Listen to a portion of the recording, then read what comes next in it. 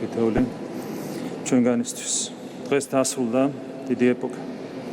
მე მშვიდობები ჩვენს უსაყვარლეს პატრიარქს, სულიერ მამას, რომელმაც მთელი თავისი ცხოვრება სამშობლოსა და დედა ეკლესიის მსახურებას მიუძღვნა. ამასთან ერთად დღევანდელი დღე არის აღმატებულიც თითოეული მორწმუნე ქართველისთვის. დღევანდელ დღეს განსაკუთრებული სიმძაფრით შეგვიძლია შევიგრძნოთ ჩვენი პატრიარქის სიდიადე და სიამაყით შევახსენოთ თავს თუ რამდენად დიადია ერი, რომლის წიაღშიც ასეთი მოღვაწე შეიძლება იშვას. უწმინდესისა და უნეტარესის მოღვაწეობის პირველი წლები გასდევდა ქართული კულტურის ოქროს ხანას. იმ ეპოქის ქართველი მოღვაწეები ქმნიდნენ ახალშემოქმედებით საგანძურს, რითაც ამდიდრებდნენ ჩვენი ქვეყნისა და ხალხის სულიერებას. უწმინდესმა და უნეტარესმა ამ საქმეს ახალი განზომილება შესწინა და ის ქრისტიანული რწმენის გამტკიცებაში გარდასახა. გასული წლების განმავლობაში ზეციურ საქართველოში გადაინაცვლა მრავალმა მოღვაწემ, მთელმა თაობამ, რომელსაც ქართული კულტურის ოქროს ხანის შექმნაში გამორჩეული წვლილი მიუძღოდა. დღეს კი ვემშვიდობებით პატრიარქს, რომელმაც ჩვენი დედა ეკლესიის აღორძინების ოქროს ხანას ჩაუყარა საბრძოლო.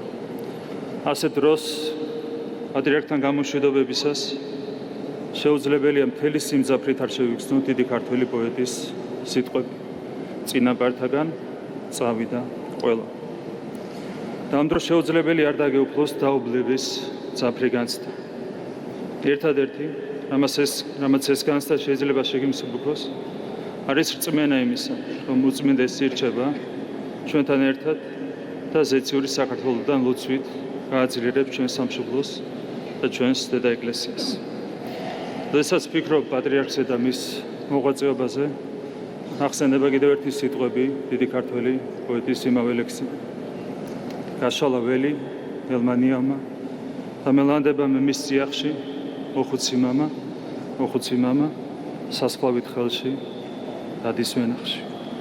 ჩვენს მეხსიერებაში სამუდამოდ დარჩება მოხუცი მამის ეს ხატება. ბევრჯერ გაგვახსენდება უწმინდესი და უნეტარესი ილია მეორე, როგორც მოხუცი მამა ულის მისთვის უძვირფასეს ვენახს, როგორ ევლება თავს დედა ეკლესიას, თავის სამშობლოს და თითოეულ სულიერ შვილს. მადლობა უწმინდეს და უნეტარეს ისი მოღვაწეობისთვის, ისი უდიდესი ღვაწლისთვის და განუზომელი სიყვარულისთვის. ღმერთმა დალოცოს უწმინდესი და უნეტარესი ილია მეორის სული, ღმერთმა დალოცოს და დაიფაროს ჩვენი დედა ეკლესია და ჩვენი სამშობლო. დღეს აქ ამ დიდ